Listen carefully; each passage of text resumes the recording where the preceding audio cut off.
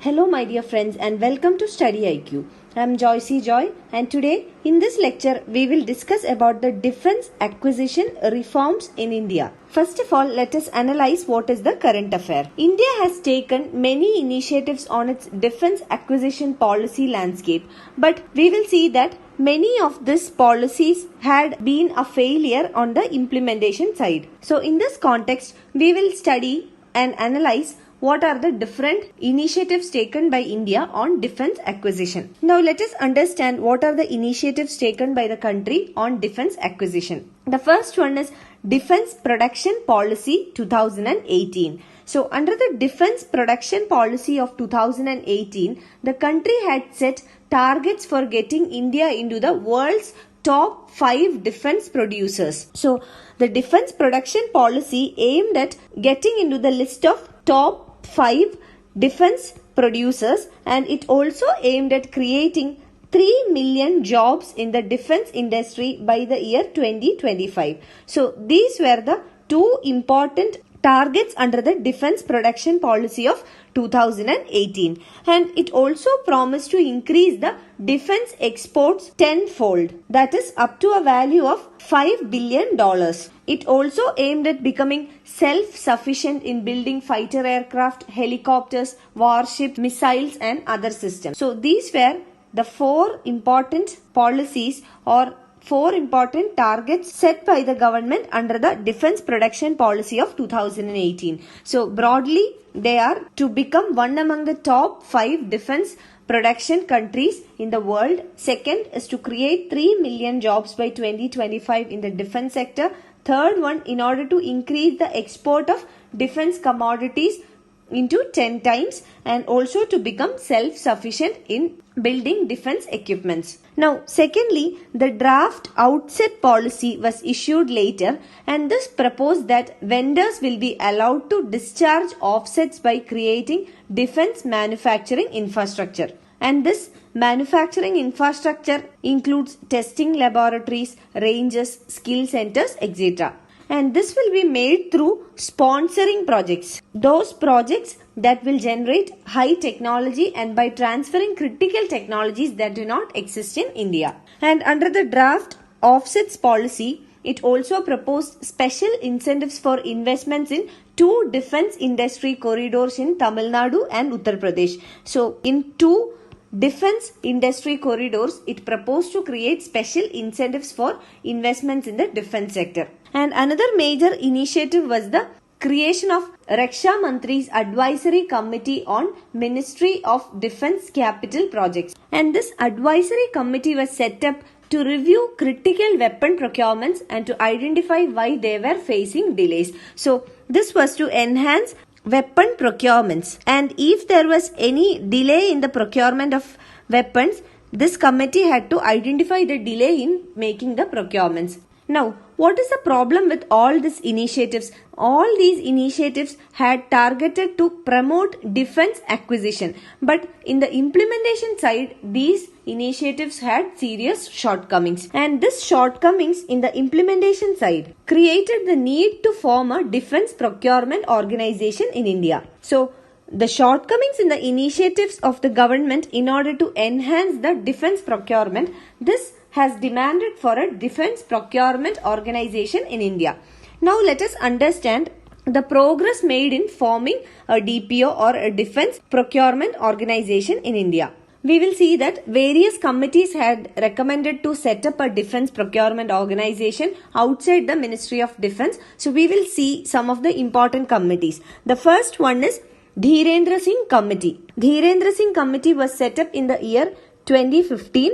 And it articulated the need for setting up a defense procurement organization or a DPO outside the Ministry of Defense. And another committee was Vivek Rai Committee. This was set up in 2016. So Vivek Rai Committee also suggested that it would be better to refashion and strengthen the existing defense acquisition structure. So it recommended on a redesign on defense acquisition structure. So structural reforms. And another committee was set up in 2017, and this committee was under Pritam Singh, popularly known as Pritam Singh Committee. So it was set up in the year 2017, and this committee recommended the creation of a central, autonomous and empowered professional organization. So it emphasized on an autonomous, central and professional organization. And according to Pritam Singh Committee, this autonomous central professional organization will help building up indigenous defense capability as a strategic imperative for long-term self-reliance. So it focused on creating indigenous defense capability. And in the long term, India becomes self-reliant on defense equipments. Now again, what are the shortcomings with the recommendations of these committees? Here also the problem is with regard to the implementation. So various committees were set up by the government, but the recommendations of the committees are getting delayed. They are not getting implemented. So this is with regard to various committees. Now we will see what should a DPO actually contain. DPO is Defense Procurement Organization, and what should be the components of DPO? Let us understand. First one is focus. The new DPO or the Defense Procurement Organization must holistically focus on defense acquisition, not just procurement. So the focus should be on acquisition of the equipments, not just on the procurement side. Now, what is the difference between procurement and acquisition? Procurement involves straight purchase of existing defense equipment from global or domestic original equipment manufacturers or the OEMs. OEMs are original equipment manufacturers. So procurement means buying or purchasing directly from the OEMs or original equipment manufacturers. But what is the difference of acquisition? Acquisition involves meeting the military's need through channels such as indigenous development. So acquisition means indigenous development also involved, and it takes into consideration the need of the military or the defense sector. So acquisition is a more broader term than procurement. So the focus of DPO or the Defense Procurement Organization should be on acquisition, not just on procurement. Procurement is the process of simply buying or purchasing from the original equipment manufacturers. But acquisition means meeting the demands of the military through various channels like creating indigenous weapons. Now, coming to the status of acquisition. The DRDO, it is currently pursuing 52 mission mode projects, that is MMPs, mission mode projects, involving an outlay of around 360 billion. But what is the shortcoming here? Military is not a stakeholder in this mission mode projects or the MMPs. So it does not seriously consider MMPs as acquisition options. And to overcome this issue, the military must take financial stakes in the mission mode projects and participate in their oversight. So the military must be given participation in the mission mode projects. It should also have a financial stake. Then it will become an acquisition. And the reform DPO, Defense Procurement Organization. What is the role of the DPO here? DPO must be empowered to meet a service requirement through direct purchase, manufacture under the technology transfer or through the MMP. Now the second important component required for a DPO is specialization.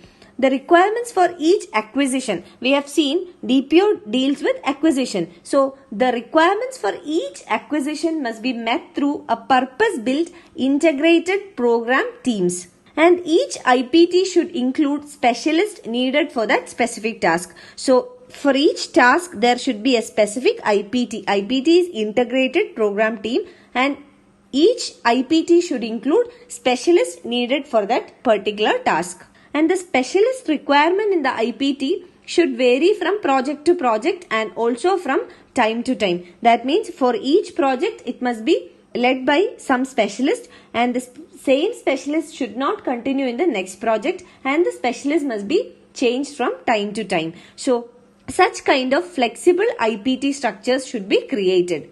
Now third important component of DPO should be the role allocation. So the role of the DPO must be very specific. DPO must focus exclusively on equipment acquisition. So the exclusive role of the DPO or Defense Procurement Organization should be on acquisition of the defense equipments. Now for example, the Defense Secretary.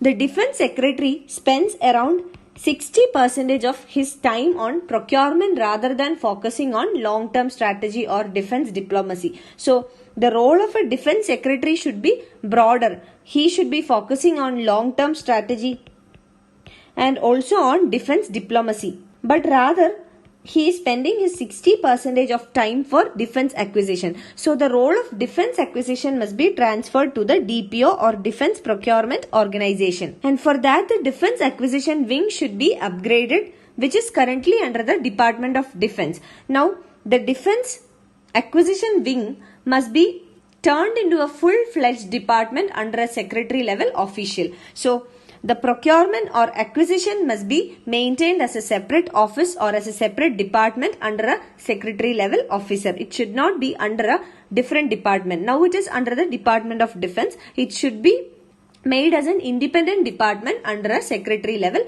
official. So this will provide more autonomy and also efficiency. And another major dilemma with regard to DPO is that whether the DPO, Defense Procurement Organization, should be headed by a specialist or it should be headed by a generalist. So generalist means any bureaucrat, any IAS officers, serving bureaucrats. Specialist means a person who has specialized knowledge in acquisition. So this debate also needs to be resolved. So these are all the challenges and these are all the areas which needs focus under the DPO or Defense Procurement Organization. Now let us try to answer a UPSC Mains model question. So question is, critically analyze whether the offset guidelines in the Defense Procurement Policy of 2016 help in the development of indigenous defense sector. So this is the question and I'll give you a broad outline how to answer this. You have to write the answers, attempt it, and then please send the answers to my email joycey.studyiq@gmail.com. So everyone please attempt to write the answer. I will give you a broad outline. So you can start with the introduction. In the introduction part, you can write an introduction about the defense sector in India. In the second paragraph, you can write about the DPP, Defense Procurement Policy of 2016. A brief introduction about DPP 2016.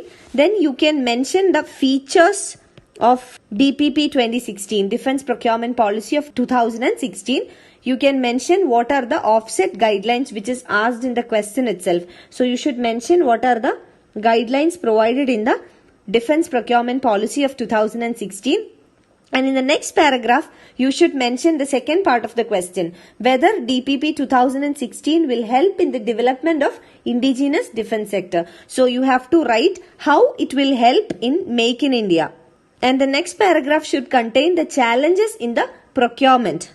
And you should also provide a conclusion. Conclusion can be on how you can overcome the challenges, how you can make defense acquisition more efficient. So you can provide the way ahead in the conclusion and you can conclude the answer. So please everyone try to attempt this question and please send your answers to joycey.studyiq@gmail.com. And if you have any queries regarding your UPSC preparations, you can get in touch with me on my Facebook page or you can email me at joycey.studyiq@gmail.com. Thank you.